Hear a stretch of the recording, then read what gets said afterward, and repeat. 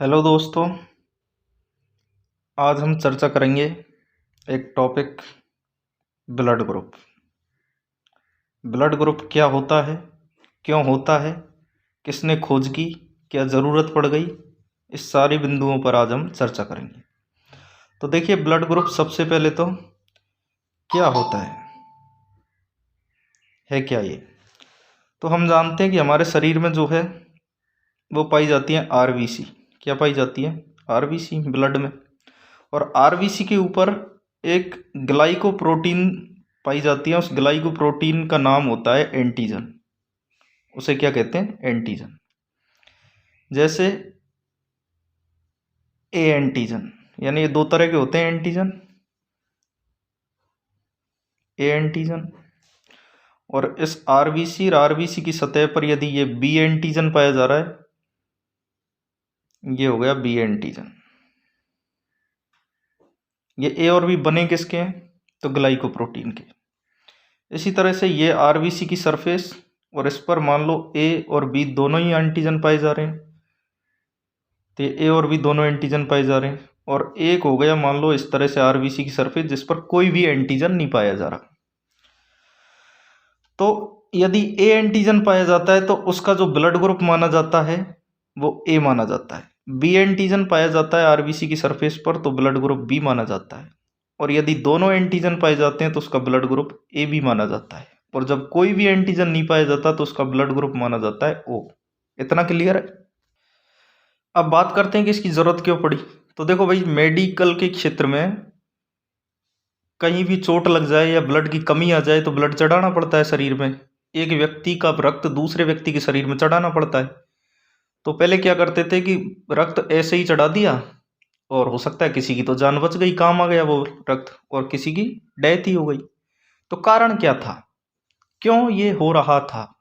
कभी कभी एग्लूटेशन हो रहा था ब्लड का, तो कभी बढ़िया से काम कर रहा था।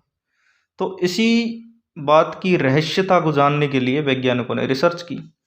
और सन 1900 में एक साइंटिस्ट निकल के आए, कॉर्ल लैंडस्टीनर साहब। इन्होंने इस ब्लड ग्रुप की खोज कर दी थी, ब्लड ग्रुप की। और बताया कि भाई साहब देखो, आरबीसी की सरफेस पर एंटीजन पाए जाते हैं और उस एंटीजन के हिसाब से ब्लड ग्रुप पाया जाता है। और आप क्या करो कि जो ब्लड ग्रुप है ना वो समान होना चाहिए। कब? ब्लड चढ़ाते वक्त। यानी कि ए वाले ब्लड ग्रुप को ए वाले को ही चढ़ाओ, बी रक्त समूह वाले व्यक्ति का रक्त ही बी वाले में चढ़ाओ, ए बी वाले का ही ए बी वाले में चढ़ाओ। अच्छा, अब इससे आगे बढ़े उससे पहले एक और चीज़ बता दूं। जैसे एंटीजन पाए जाते हैं आरबीसी की सरफेस पे, उसी तरह से एंटीबॉडी भी पाई जाती है शरीर में। और ये एंटीबॉडी कहाँ पाई जाती है? तो ये पाई जाती है साहब प्लाज्मा में। किस में पाई जाती है? प्लाज्मा में। अच्छा, जिस व्यक्ति के शरीर में मान लो आरबीसी है उसकी, और ये आरबीसी पे मान लो ए एंटीजन पाया जा रहा है, तो उसके शरीर में एंटीबॉडी क्या पाई जाएगी? उसके शरीर में प्लाज्मा भी होगा। तो जो प्लाज्मा में जो पाई जाएगी ना एंटीबॉडी, क्या पाई जाएगी? एंटीबॉडी पाई जाएगी। तो एंटीबॉडी हमेशा विपरीत पाई जाती है, यानी कि यदि इसकी आरबीसी की सरफेस पर ए एंटीजन पाया जा रहा है तो उसके प्लाज्मा में एंटीबॉडी पाई जाएगी बी। क्या पाई जाएगी? बी। उसी तरह से यदि आरबीसी की सरफेस पर बी एंटीजन पाया जा रहा है तो प्लाज्मा में जो एंटीबॉडी पाई जाएगी उस व्यक्ति, यानी एक ही व्यक्ति की बात चल रही है यहाँ पे, सेम व्यक्ति की, तो उसके ब्लड में प्लाज्मा में एंटीबॉडी ए पाई जाएगी। अच्छा, एक चीज और कि यदि ए एंटीजन एंटीबॉडी ए के साथ मिल जाए तो ये एग्लूटेशन बना देगा, और भाई साहब इसमें डेथ हो जाएगी, मृत्यु हो सकती है आदमी की। इसी प्रकार से यदि बी एंटीजन बी एंटीबॉडी के साथ एग्लूट कर जाएगा और यहाँ पर भी व्यक्ति की डेथ हो सकती है।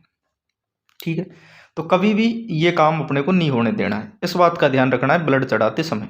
ठीक है, अब देखते हैं। अच्छा, मैंने बताया कि एंटीजन किसके बने होते हैं, तो एंटीजन बने होते हैं ग्लाइकोप्रोटीन के। तो क्या एंटीबॉडी? तो एंटीबॉडी भी ग्लाइकोप्रोटीन की बनी होती है। अच्छा, ये होते कितने तरह के हैं? तो देखो, एंटीजन दो तरह के होते हैं तो एंटीबॉडी भी दो तरह की हो गई।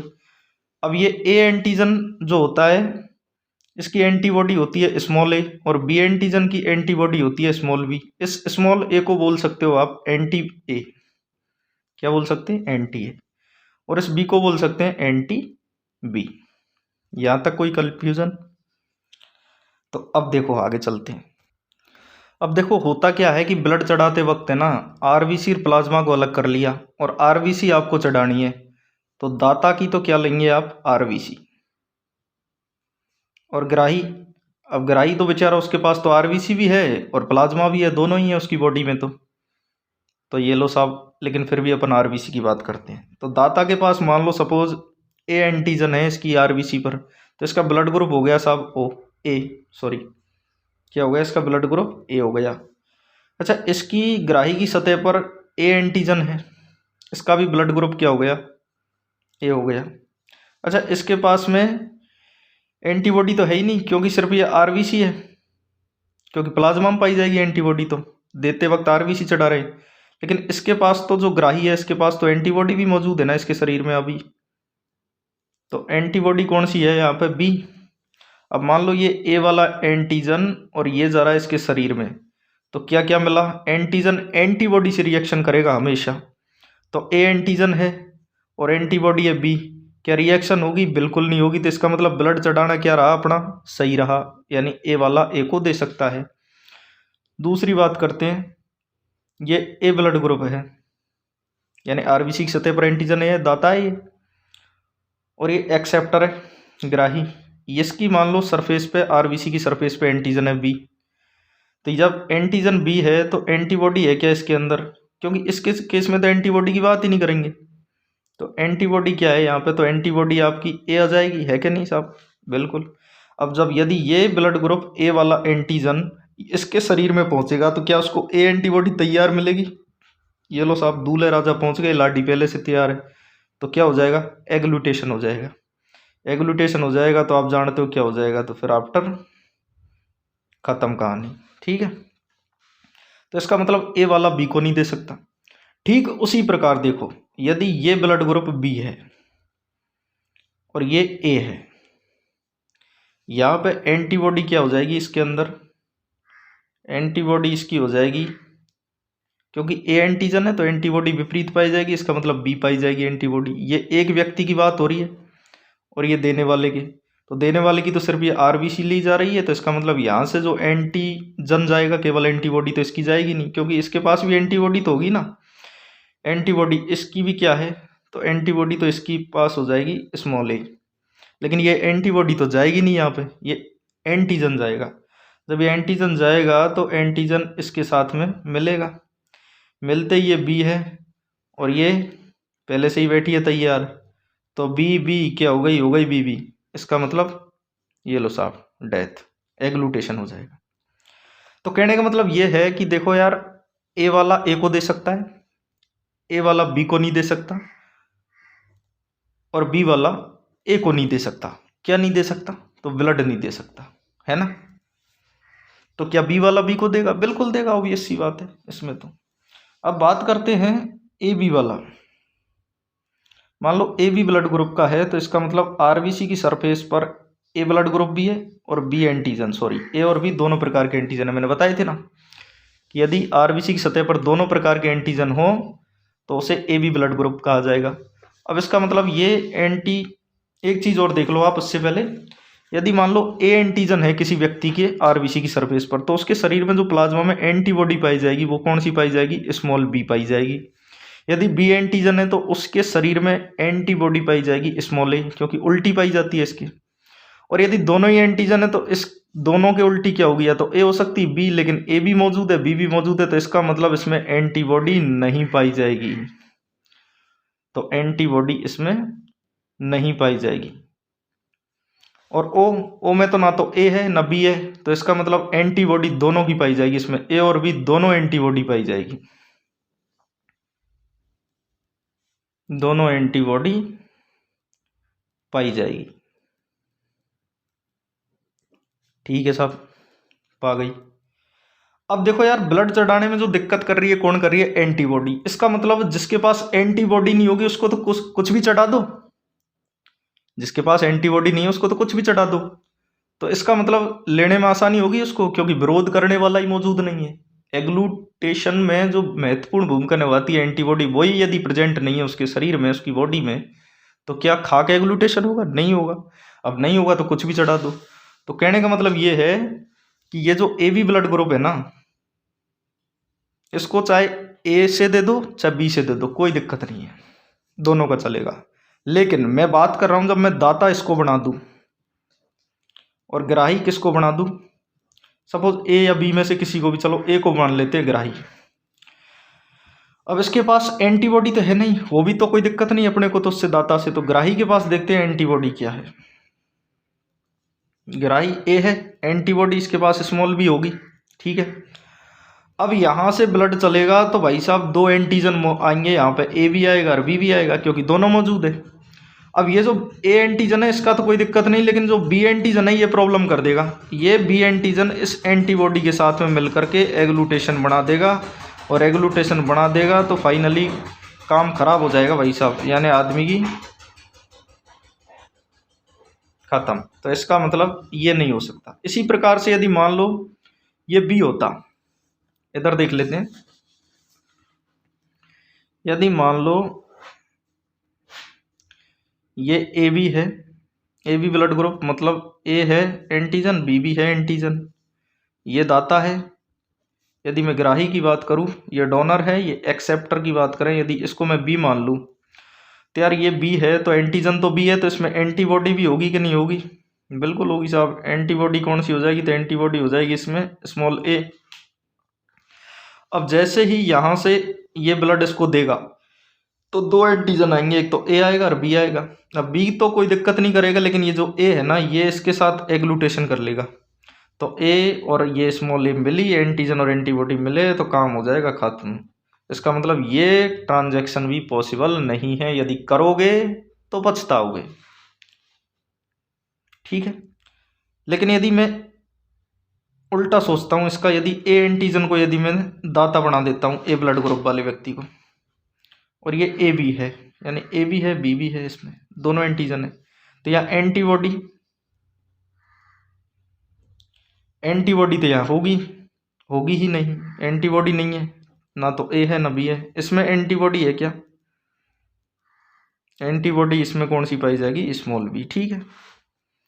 अब इस एंटीबॉडी से तो अपने कोई मतलब नहीं, क्योंकि दाता की तो एंटीबॉडी कोई काम की नहीं, सिर्फ ग्राही की देखते हैं। तो यहाँ से लो भाई ब्लड लेके आ गया और ये पहुंच गया ए। कौन पहुंचा? ए। अब ए जब यहाँ पहुंचेगा तो इसके पास क्या है, यदि स्मॉल ए होगा तो रिएक्शन कर देगा, एग्लूटेशन हो जाएगा। लेकिन यहाँ तो कोई भी एंटीबॉडी नहीं है, ना तो स्मॉल ए है ना स्मॉल बी है, दोनों ही एब्सेंट है, तो इसका मतलब ये ब्लड आसानी से इसको दे दो। अब सपोज करो यहाँ से बी ब्लड ग्रुप इसके पास आ रहा होता, ये बी वाला एंटीजन इसके पास पहुंचता, तो क्या ये एग्लूटेशन होता? नहीं होता। इसका मतलब क्योंकि यहाँ बी एंटीबॉडी भी नहीं है, दोनों ही नहीं है, तो इसका मतलब ये ट्रांजैक्शन भी सही है, ये ट्रांजैक्शन भी सही है। कहने का मतलब ये है, अब तक आपने क्या सीखा वो ये देखते हैं इधर के पन्ने। अब तक हमने ये सीखा, जो ए ब्लड ग्रुप है, ये ए ब्लड ग्रुप दे किसको सकता है? तो ए को तो दे ही सकता है, और ए बी को भी दे सकता है, ठीक है। और ग्रहण किससे कर सकता है? तो ग्रहण केवल ए से कर सकता है, अभी तक की बात बता रहा हूँ मैं, जो मैंने बताया उस हिसाब से। उसी तरह से बी की बात करें तो बी जो होता है वो बी को तो देगा ही, साथ में ए बी को भी दे देगा, और ग्रहण किससे करेगा? बी से ग्रहण करेगा, ठीक। इसी तरह से ए बी की बात करें तो ए बी को सिर्फ ए बी ही दे सकता है,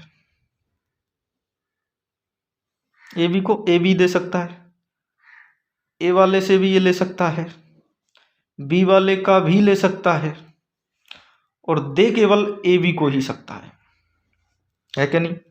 बिल्कुल ठीक है। अब अगले ट्रांजैक्शन की बात करूं मैं, मान लीजिए मैं दाता और ग्राही दो लेके चलता हूं। दाता यदि मैं ओ को बना देता हूं और ग्राही मान लो ए को बना देता हूं। अब देखो ओ से ओ में तो जाएगा, क्योंकि ए से ए में जा रहा है, आपने देख लिया, बी से बी में जा रहा है, ए बी से ए बी में जा रहा है, तो ओ से ओ में तो जाएगा, ये तो ऑब्वियस सी बात है। लेकिन मैं इसको ए एंटीजन और इसकी सतह पर कोई एंटीजन नहीं है, तो इसका मतलब इसका ब्लड ग्रुप जो है वो ब्लड ग्रुप क्या हो जाएगा? ओ। इसका ब्लड ग्रुप क्या हो जाएगा? ए हो जाएगा, ठीक है। अब इसमें एंटीबॉडी है क्या? तो एंटीबॉडी यहाँ पर तो कौन कौन सी पाई जाएगी, तो ए और बी दोनों ही पाई जाएगी क्योंकि दोनों एंटीजन एब्सेंट है। एंटीजन एब्सेंट तो एंटीबॉडी प्रेजेंट, एंटीबॉडी प्रेजेंट तो एंटीजन एब्सेंट। ठीक है, यहाँ एंटीजन कौन सा एब्सेंट है, तो बी एब्सेंट है, तो एंटीबॉडी कौन सी प्रेजेंट होगी, बी, यानी एंटीजन ए प्रेजेंट तो एंटीबॉडी ए एब्सेंट। तो इसका मतलब यहां पर जो एंटीबॉडी होगी वो कौन सी पाई जाएगी, स्मॉल बी। ठीक है, अब यहां से साहब ये चल रहा है चल रहा है चल दिया, क्या आ रहा है, कोई एंटीजन आ रहा है क्या, एंटीजन ही नहीं आ रहा, एंटीजन आ ही नहीं रहा, है ही नहीं। जब एंटीजन है ही नहीं तो रिएक्शन क्या धूल से करेगा, कुछ भी हो या एंटीबॉडी कोई भी हो, बिल्कुल ट्रांजैक्शन संभव है। अब इसी तरह से मान लो यदि ये बी ब्लड ग्रुप होता तो यह एंटीबॉडी क्या होती, एंटीबॉडी ए हो जाती इसकी। अब यहां से ये ओ ब्लड ग्रुप वाला ये इसके जा रहा है तो कोई एंटीजन आ ही नहीं रहा, तो ये ट्रांजैक्शन भी संभव है क्योंकि एंटीजन ही नहीं है, एंटीबॉडी रिएक्शन कराएगी क्या, अकेली लाडी क्या करेगी है जब दूल्हा ही नहीं है। तो उसी तरह से यदि मान लो ये ए बी ब्लड ग्रुप है, यानी ए एंटीजन और बी एंटीजन, और इसको दे दिया साहब, तो यहाँ तो एंटीबॉडी नहीं है, इसमें एंटीजन ही नहीं है, तो और भी आसान है, ये लो इसको भी दे दो। यदि मान लो ये अब ओ वाला है, कोई ओ ब्लड ग्रुप कोई भी नहीं, तो इसका मतलब ओ के पास एंटीबॉडी कितनी है, एंटीबॉडी होगी, एंटीजन तो इस पे उपस्थित होंगे नहीं, तो एंटीबॉडी ए और बी दोनों है। लेकिन यहाँ से जो ब्लड आ रहा है ये ब्लड इसके पास आएगा, तो क्या एंटीजन आया क्या, जब एंटीजन ही नहीं आया तो एंटीबॉडी क्या कर लेगी अकेली है। तो इसका मतलब ये ट्रांजैक्शन भी सही है। कहने का मतलब ये है ओ ब्लड ग्रुप ऐसा है जो ए को भी दे रहा है, बी को भी दे रहा है, ए बी को भी दे रहा है और ओ को भी दे रहा है। तो कहने का मतलब ये है कि यदि मैं ए है वो ओ से भी ले सकता है क्या, बिल्कुल ले सकता है। बी ओ से ले सकता है क्या, बिल्कुल ले सकता है।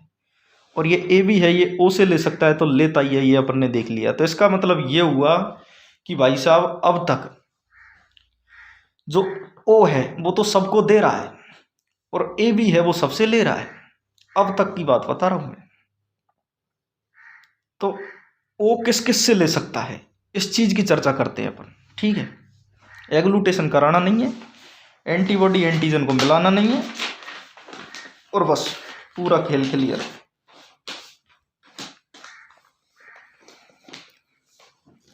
तो देखो ओ ने अब तक तो दे दिया, अब इसको बनाते हैं ग्राही लेने वाला। लेने वाला है कौन, ओ, ओ ब्लड ग्रुप है इसका, ओ ब्लड ग्रुप में लिख दिया। यानी कि इसमें एंटीबॉडी की बात करेंगे तो एंटीबॉडी तो भाई साहब दोनों ही पाई जाएगी क्योंकि एंटीजन एब्सेंट तो एंटीबॉडी प्रेजेंट। अब मैं दाता की बात करूं इधर, तो दाता यदि ए हो जाए, मान लो ए वाला हो जाए, तो ये ए एंटीजन इधर जाएगा, तो ए भाई साहब को क्या मिलेगी, ये ए मिल जाएगी, और ये दोनों मिलके क्या हो जाएगा, एग्लूटेशन, तो काम हो जाएगा खत्म, तो ट्रांजैक्शन ये गलत हो जाएगा। मान लो बी एंटीजन युक्त ब्लड ग्रुप को आरबीसी पे बी एंटीजन है, इसको इसमें चढ़ा दिया जाए, तो यहाँ से कौन पहुंचेगा, बी पहुंचेगा। बी को क्या मौजूद है यहाँ पहले से, यहाँ पे ये मौजूद है ना छोटी बी, ये इससे मिल जाएगा तो काम खत्म हो जाएगा। इसका मतलब ये भी नहीं चढ़ा सकते। चलिए ए बी वाले को देखते हैं, ए बी ब्लड ग्रुप का है दाता। अब यदि ये इसमें पहुंचा दें इसको ब्लड को, तो भाई साहब ए के लिए तो ए तैयार बैठिए और बी के लिए बी तैयार बैठिए, या तो डबल एग्लूटेशन होगा, तो बिल्कुल काम खत्म हो जाएगा। तो इसका मतलब ये ट्रांजैक्शन भी संभव नहीं है। अब बात करूं मैं ओ की, ओ मतलब कोई भी एंटीजन नहीं। अब कोई एंटीजन नहीं तो ये जा रहा है इधर, तो कोई एंटीजन नहीं तो कोई तो एंटीजन ही नहीं है, एंटीबॉडी दोनों है। ना तो अकेला दूल्हा कुछ कर सकता है, ना अकेली लाडी। तो इसका मतलब ये दो एंटीबॉडी होने के बावजूद भी कोई एग्लूटेशन नहीं होगा। इसका कारण सीधा सा ये है कि एंटीजन पहुंच ही नहीं पा रहा उसकी बॉडी में। तो इसका मतलब ये ट्रांजैक्शन ठीक है। कहने का मतलब इन चारों निष्कर्षों के आधार पर अपन क्या निकाल सकते हैं कि जो ओ है, ओ सिर्फ ओ से ले सकता है, और दे किस किस को सकता है, ए को दे सकता है, बी को दे सकता है, ए बी को दे सकता है, और ओ को भी दे सकता है। ओ को तो लेगा देगा ही, तो ये ट्रांजैक्शन ओ को लेके हो गई। अब देखते हैं क्या ओ को सार्वत्रिक दाता बोल सकते हैं क्या इसका मतलब, और ए भी जो सबका ले रहा है तो क्या इसको सर्वात्रिक ग्राही बोल सकते हैं क्या? सर्वात्रिक ग्राही, क्योंकि ये ले रहा है, इसकी बात चल रही है। ये सर्वात्रिक ग्राही हो सकता है क्या? तो अभी भी इसमें झोल है। झोल क्या है? तो आपने नाम सुने होंगे प्लस माइनस के, A plus, A minus, B plus, B minus. तो ये प्लस का झोल झमेला क्या है, इसको अगले वीडियो में डिस्कस करते हैं। फिलहाल के लिए इतना समझ में आया क्या, ये बताएं कमेंट में। ठीक है, थैंक यू।